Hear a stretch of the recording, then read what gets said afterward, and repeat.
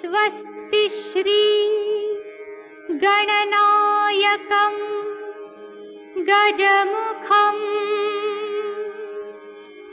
मोरेश्वरं सिद्धिदं बल्लाळं मुरुडं विनायकमढं चिन्तामणिं स्थेवरं लेण्याद्रिं गिरिजात्मजं सुवरदं विघ्नेश्वरं ओझरं ग्रामोराञ्जन संस्थितो गणपतिः कुर्यात् सदा मङ्गलम् कुर्यात् सदा मङ्गलम्।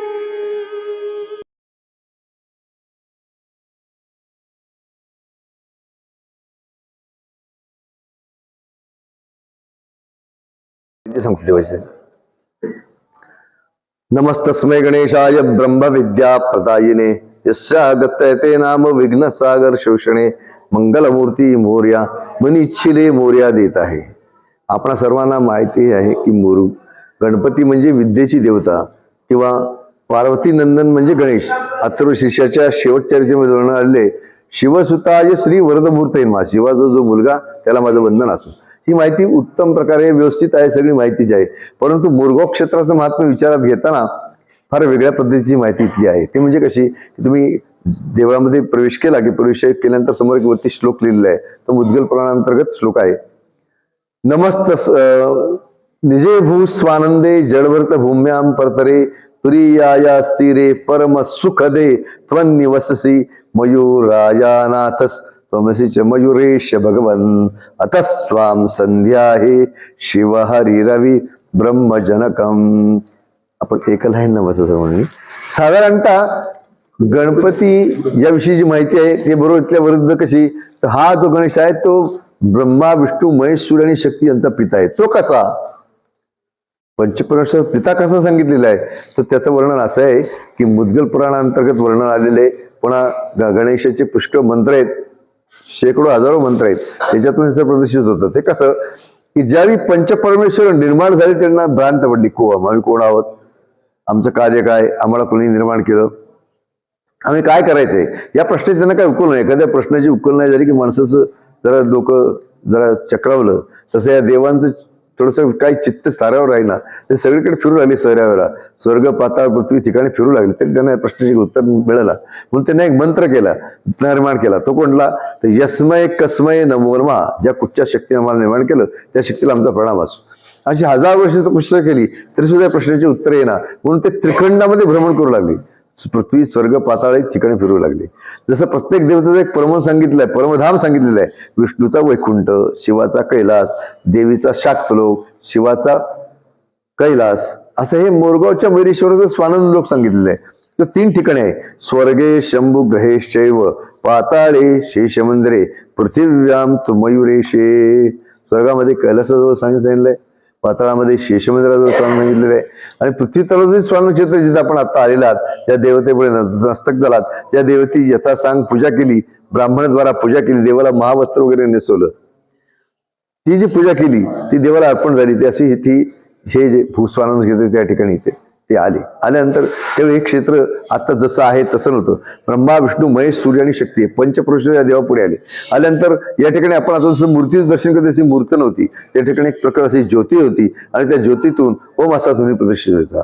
या पंचपरमेश्वरांना अगतिक आणि नाविन्यपूर्ण असं क्षेत्र वाटलं, कदाचित या ठिकाणी आपल्या जपाची सांगता होईल अशी त्यांना पूर्ण खात्री वाटली, म्हणून ते ज्या ज्योतीपुढे बसून त्यांनी नासागरी सृष्टीहून ध्यान करत आपल्या जपाची सुरुवात केली। यस्मय कस्मय नमो नमः, यस्मय कस्मय नमो नमः। कालांतराने त्यांची तपश्चर्या सिद्धीच गेली. त्या ज्योतीतून प्रत्यक्ष मंगलमूर्ती गजानन प्रकट झाले आणि या पंचपरमेश्वराच्या मस्तकावर हात ठेवते झाले. त्यावेळी त्यांना पूर्ण ज्ञात झालं की आपला निर्माता दुसरा तिसरा कोण नसून हा ओंकारात्मा हा गणेशच आपला निर्माता आहे आणि हीच आपली माता आहे आणि हाच आपला पिता आहे. म्हणून त्यांना जशी मूर्ती दृष्टगोचर झाली दिसली तशीच मूर्ती त्या ज्योतीच्या पुढे या पंचपरमेश्वरांनी प्रतिष्ठापित केली, स्थापन केली. म्हणून 21 विनायक आहेत, अष्टविनायक आहेत, 108 गणपती आहेत, भारताबाहेर आहेत, भारताच्या बाहेरही प्रदेशामध्ये, तिबेटमध्ये, सिलोनमध्ये, ब्रिटनमध्ये, अमेरिकेमध्ये सगळीकडे गणपती स्थान आहेत. मग मोरगावचाच मुख्य का तर हा तुमच्या भौगोलिक दृष्ट्या जगाचा गाभा सांगितला जातो हे भुवनेश्वर क्षेत्र म्हणजे. आणि या ठिकाणी या गणपतीची प्रतिष्ठापना केली त्यामुळे सर्वाध्य क्षेत्र मयुरेश्वर असं म्हटलं जातं. याला सर्व गणपती क्षेत्रामध्ये प्रमुख अग्रगण्य श्रेष्ठ पूर्ण क्षेत्र असणार आहे. आणि याच्याबद्दल मुद्गल पुराण, गणेश पुराण याच्यामध्ये पुष्कळ माहिती आलेली आहे. किंवा नमो गणेभ्यो गणपती विश्व गणपती सूक्त किंवा आपण आधीच म्हणलेलं ब्रह्मणस्पती सूक्त याच्यामध्ये सर्व गणपतीचं वर्णन आहे. जे ब्रह्मणस्पती सूक्त जे आहे त्यामध्ये शेवटची ऋषा काय सांगते की अग्निर्येन विराजती सूर्यो येन विराजते विराजेन विराजते आस्वान ब्रह्मणस्पते विराजमिदं कुरु. हा जो गणेश जी कुठली देवता आहे ती कशी आहे तर जसं अग्नी हा प्रज्वलित केल्यानंतर सर्व तमिळनाडूचा नाश होतो, सगळ्या अंधकाराचा नाश होतो, असा हा अग्नी प्रकाशित आहे. याचं नाव घेतलं तर तुम्हाला तो ब्राईट करून टाकतो, सगळ्यांना प्रकाशमान करून टाकतो. असा हा मयुरेश्वर या ठिकाणी आपण दर्शनाला लावा. तो मयुरेश्वर आपली सर्व इच्छा पूर्ण करो. मंगलमूर्ती मोरया. ही वैदिक माहिती तुम्हाला सांगितली. आता दुसरी गोष्ट अशी की आपण पूजा जी केली ती पूजा करण्याचा उद्देश काय की देवाला काहीतरी चांगलं अर्पण करावं. यथा देहे तथा देवे. जसं आपल्या जसं आपल्याला लागतं तसं देवाला करावं. आपल्याला चांगले कपडे पाहिजे म्हणजे देवाला चांगले कपडे पाहिजे. आता हल्ली काय झालेले की देवाला कसली तरी वस्त्र घ्यायची ज्यातनं फार आरपार दिसायची, ट्रान्सपरंट वस्त्र देवाला घालायची, आपल्याला मात्र भारी वर्दी दिसायची, असं होतं. परंतु आपण सर्व मंडळी विद्वान आहात. आपण आणलेली वस्त्र देवाला अर्पण केली, त्याला अर्पण केल्यानंतर तो दसपटीने तुम्हाला देणार आहे, असं तो दाता येतो.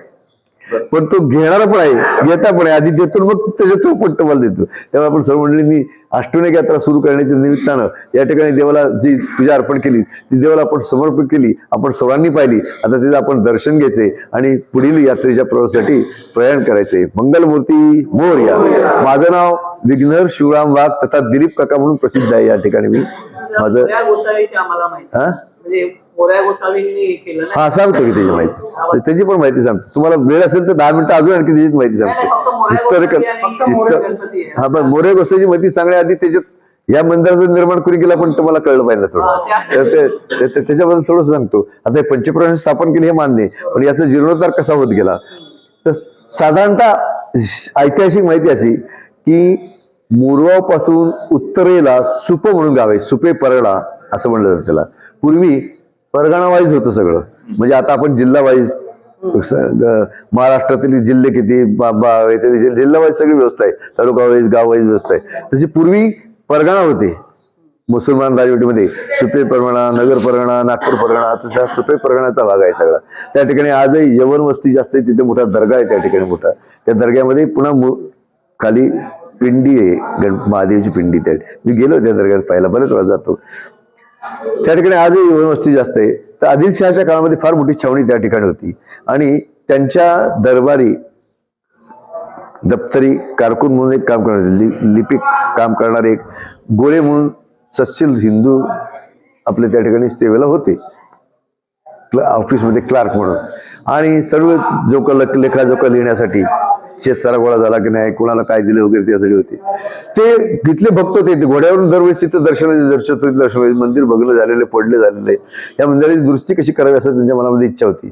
राज्य पडलं मुसलमानाचं, आपण पडलो हिंदू, हे मंदिर होणार नाही. परंतु त्यांना एका चतुर्थीला दर्शन करून गेल्यानंतर एक कल्पना सुचली. त्यांनी आपल्या अधिकारामध्ये, आपल्या अखत्यारामध्ये त्या मंदिराची नोंद खोडून टाकली, मस्जिद अशी केली, मस्जिद अशी नोंद केली. आणि मग बांधकाम सुरू झालं मंदिराचं. बांधकाम सुरू झाल्यानंतर सगळीकडे मिनार वगैरे होती. आता एक 15 वर्षापर्यंत सगळे मिनार होते, काढून टाकले. ज्यावेळी शरद पवार साहेब ज्यावेळी कृषी मंत्री होते त्यावेळी पहिल्या वेळेला अजित पवार उपमुख्यमंत्री होते, त्यांनी या मंदिराचा जीर्णोद्धार केला, सगळं मंदिराचं पाडून टाकलं आणि परत आपलं हिंदूंसारखं देऊळ केलं. पण पूर्वी ते मिनार टाईप असं देऊळ होतं सगळं. मिनार मिनार होते, असे पांढरा रंग दिलेला वगैरे असं भुजरी बिजी असं. ते मंदिर शेवटच्या टप्प्यात बांधकाम होत आल्यानंतर आदिलशहापर्यंत बातमी गेली की सुपे परगणा हद्दीमध्ये मोरगाव म्हणून गाव आहे, त्याकडे हिंदूंचं देऊळ सरकारी खजान्यातनं बांधलं जाते. त्यांनी लगेच एक फरमान काढलं होतं. राजा उलई दळ आले, तो खूप कोपलान त्यांनी पाठवलं की मंदिर जमीनदोस्त करा. ते स्वार इथं मंदिर पडायला आले तर इथले पुजाऱ्यांनी सांगितलं की बाबा तुम्हाला आता मंदिर पाळायचं आहे, पण याची परिस्थिती पाहणे मग तुम्ही तोडायचं का ते ठरवा. म्हणून त्यांनी काय केलं की त्या खोडसाळपणे मुद्दामून त्याची विटंबना करण्याच्या दृष्टीनं नदीच्या पलीकडे एक पवळी म्हणून विभाग आहे, आता सुद्धा प्रसिद्ध आहे पवळी म्हणून. त्या पवळी नावाची एक गाद त्या ठिकाणी कापली आणि त्याचं मांस आणि मध्य चांदीच्या ताटातून पिल्याने देवाच्या सेवेला पाठवलं. त्या पुजारीने भीत पाणी फिरवलं, त्याच्यावर डोळे बिटवले, नैवेद्य दाखवल्यानंतर देवाला काय आले पाण्याचे ताट उघडलं, ताट माझी गुलाबाची फुलं होती आणि दूध होत. ही झाल्यानंतर राजा या ठिकाणी स्वतः आला, गुडघे टेकून नतमस्तक झाला या गणपती पुढे. आणि त्या काळात त्यांनी 40 गावाची जहागिरी या गणपतीला बहाल केली. आज तागायत, आज सुद्धा त्याच मोरगाव सहित आजूबाजूची 40 गाव आहेत. त्या गोळ्यातून ज्या गावातून गोळा होणारा शेतकरा 1/4 1/4 रक्कम फरक तिजोरीत जाते. 3/4 रक्कम इथले विद्यमान मॅनेजमेंट ट्रस्ट आहे चिंचवड देव संस्थान मोरया यांच्याकडे जमा केली जाते. नीतिवादी चालतात. पहाटे 5:30 वाजता मंदिर उघडल्यानंतर सर्व 5 वाजता उघडतं, सर्व मंडळींना दर्शनाला मंदिर खुलं राहतं. रात्री 10 पर्यंत उघड असतं मंदिर. या वेळेमध्ये सकाळी 5 ते 11 या वेळेत जे कोणी येतील त्यांची पूजा अर्चेतली पुरोहित मंडळी करतात. नंतर सकाळी देवाला सकाळची पूजा असते, मानाची ढेरी असते म्हणून त्यांची आता पूजा सुरू होईल थोड्या वेळात पूजा. ती पूजा झाली की देवाला न्याहारी असते, ब्रेकफास्ट, भाताची खिचडी 2 चपात्या सकाळचे, रोज हेच जेवण. दुपारी फुल मील मोठं जेवण असतं, 3 भाताच्या मध्ये 6 चपात्या, दह्याची वाटी, तुपाची वाटी, 2 भाज्या, 1 आमटी, हे रोजचं जेवण. आणि सणावाराला पुरण, मोदक किंवा पोळ्या. श्री बालाजी नाही, श्रीखंड नाही, लाडू नाही, असलं काही नाही, फक्त पुरणाचाच नैवेद्य. पुरणाचा नैवेद्य दर यात उत्सवाला येत असतो. 12 महिने स्नान केले जातात. इथले 2 यात्रा महत्वाच्या, भाद्रपद शुद्ध प्रतिपदा ते पंचमी आणि माघ शुद्ध प्रतिपदा ते पंचमी. या 5 दिवसामध्ये जे कोणी भाविक येतील ते असेच किंवा ओलेत्याने, पुरुष मंडळी फक्त शर्ट आणि बनियन टाळायचा. महिलांचा जो पेराव पहिल्याला असेल त्यांनी आतमध्ये जाऊन पूजा करते, सर्वांना स्पर्श करतात मूर्तीला. एरवी ब्राह्मणा व्यतिरिक्त कोणाला इथल्या पुजाऱ्यांना व्यतिरिक्त कोणाला सोडलं जात नाही, दुसरे कोणाला तरी कोणाला सोडलं जात नाही. तसंच मनी इच्छिले मोर्या देत आहे, हा गणपती सर्वांना देणार आहे. त्याचं प्रचित प्रत्यंतर मोर्या गोसावींना. मोर्या गोसावी महासाधू होते, ते चिंचवड चैत्री राहत होते. तिथून दर पायीवारीनं मोरगावला यायचे. मयुरेश्वरावर कवनं करायची, भजनं करायची. जसे तुकाराम महाराजांनी भजन केली तसे मोरेशी पदांचा गाठा म्हणून आहे. माझ्या मोर्याचा धर्म जागो, माझी विठ्ठलमूर्ती देवळात, किंवा मन इच्छिले मोर्या देता, हे सगळी त्यांची पदं त्यांची प्रसिद्ध आहेत सगळी. काय तर या ठिकाणी ते यायचे आणि दर्शनाला यायचे. आणि एका संकष्टीला रात्री त्यांना रात्रीची 12 वाजून गेली. पुजारी भावांनी पाहिले की आता गोसाई भाऊ काहीत नाही, त्यांनी कुळं कळप लावून दारं बंद करून टाकले. आता झोपी गेला. इकडे मोरे गोसाई आल्यानंतर मंदिर बंद पाहिल्यानंतर त्यांच्या डोळ्यातनं घळघळ अश्रू येऊ लागली आणि त्यांची अष्टभाव जागृती समाधी अवस्थेत गेली. ते बसले. ते झाड होतं तरटीचं झाड, त्याचं सायंटिफिकल नेम, शास्त्रीय नाव काय आहे, तरटीचं झाड त्याला म्हणतात. त्या झाडाखाली बसले. तेच झाड तुम्ही पंढरपूरला गेला तुम्हाला कान्होपात्र झाड म्हणून सांगतील, कारण कान्होपात्रा संत होत्या, त्या गणिका होत्या, तरी पांडुरंगाच्या निश्चिम भक्त होत्या. त्या दर्शनाला जात असताना, तुळशीची झाडं घेऊन जात असताना वाटेमध्ये त्यांना एका झाडाखाली त्या दूरच्या झाल्या, त्यांना अडचण आली तर प्रत्यक्ष भगवान विटीवरनं खाली आले, त्यांच्या हातातला हार घेतला. असे ते कान्होपात्रा संत. ते झाड इथं आहे, त्यामध्ये त्या झाडाखाली बसली आणि त्यांच्या अष्टभाव जागल्यानंतर कड्याकुलपापास उघडली गेली. कारण मोरे भगवंताला इच्छा झाली की मयुरेश्वर भगवंताला इच्छा झाली की आपल्या भक्तावर कृपा करावी. दारं उघडली गेली, प्रत्यक्ष मूर्ती जिवंत झाली, सजीव झाली आणि मोरे गोसावी पशाने मस्तक काढून झाली. बेटा तू माझ्याकडे यायची काही गरज नाही, मीच तुझ्याकडे येतो. आणि मूर्तानंतराला पावली. त्यांनी शेमटा घेऊन पाहिलं की जागृत अवस्थेत. त्यांना मोठा आनंद झाला. त्यांनी या ठिकाणी दर्शन घेतलं. ज्या कोण्या गावीला नदी असते त्या नदीचं पात्र दक्षिण उत्तर राहतं, त्याला तीर्थक्षेत्र राहतं. गोदावरी मैया ताशिक, गंगा मैया काशी. तसं मोरगावला इथं कऱ्हा गंगा आहे, ब्रह्मगंगा. त्या नदीवर गणेश कुंड म्हणून तीर्थ आहे, त्या ठिकाणी ते दर्शनाला गेले. त्यांनी मोर्या म्हणून बुडी बांधली, अर्घ्याला असा हात वरती गेला, हातामध्ये गणेश मूर्ती आली. ती गणेश मूर्ती आत्ताचे विद्यमान प्रमुख विश्वस्त चीफ ट्रस्टी मंदार देव यांच्या ताब्यामध्ये आहे, चिंचवड क्षेत्री. तिथून ते दर माही आणि भाद्रपतीला तृतीयेला इथे घेऊन येतात. त्यावेळी इथं मोठा उत्सव असतो. ती मूर्ती या गणपतीला भेटवतात. असं ते झाड आहे. त्या झाडाला मोरे गोसावींनी हात लावून सांगितलं की बाबा रे, कलियुगामध्ये सिद्धिहीन झालेले लोक आहेत, प्रत्येकाला पूजा अर्चा पाठ करायला एवढा वेळ मिळणार नाही.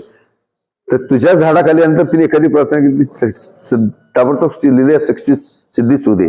त्यामुळे मनी इच्छिले मोरे येते. त्या झाडा हात लावला आणि प्रार्थना केली की जे काय तुम्ही प्रार्थना कराल ते तुम्हाला मिळते. असं कल्पवृक्ष झाड म्हणतात त्याला, कल्पवृक्ष झाड. त्या झाडाचं दर्शन आपण घेणार होतो तुम्ही बाहेर गेल्यानंतर. नंतर तुमच्या काय इच्छा असेल ते झाडाला सांगा, ते पूर्ण होतील. असं हे मयुरेश्वराचं क्षेत्र आहे. मोरया गोसाईंना या ठिकाणी गणपती मिळाला, तुम्हाला काय मिळणार नाही. तुम्ही त्या ठिकाणी प्रार्थना करणार केलेली आहे, देवाला प्रसाद अर्पण केलेला आहे, वस्त्र अर्पण केलेलं आहे. तो मोरयेश्वर तुमच्या मनोकामना इच्छा सगळं पूर्ण करू. मंगलमूर्ती मोरया.